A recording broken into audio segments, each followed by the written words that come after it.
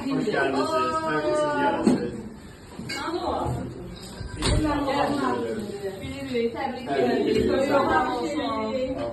Biz hələ gözləyirik bu bayanda ki, açalım. Neçə gözəl illərə inşallah.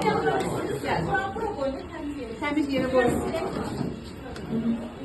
Hamı sənə can sağlığı. Yaxşı dostlarımın əhatəsindəsən, dostlarımın əhatəsindən Ağgül'ü edirsən. İnşallah böyük mətbəxlərdə Ağgül'ü edirsən, yəni bu günü var yadıma salarsan. İnşallah. Neçə belə ilərsiniz. Afiyetlər uşaqlar.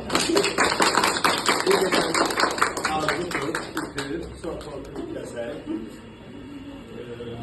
Qaşır, o da qaşır belə. Bir təzdən yandır, gətir o fırın bir şey qoyun da altına. Biraz bir təzdən yandıraq. O fırlamanın qabı gətirin oradan. İşığı da söndürək. İşığı söndürün. Telefon gözləyimiz doktor. Bəli. Gəlin bura. Aha, açın yandırın. Maha var. Bunlar qəşəng bir şeydir. Bir daha sabır olmadı, bir daha söndürmüyor. Gözler. Yaxşı aşbaz olasan, yaxşı şef olasan. İnşallah. Nə arzular var ürəyində? Həyata geçsin inşallah. Çok sağ olun, şərəf yaratın.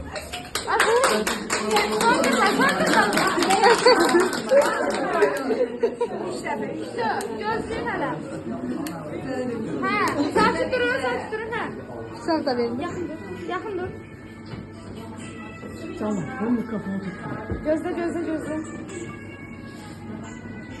Bir dakika. Kayını bir gözle. Sen kes. Üfler. Ha.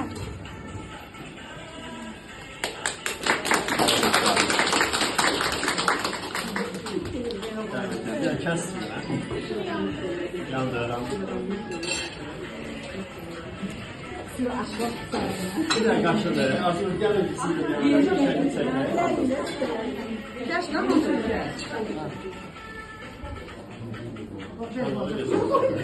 Ortadan böləcəyik.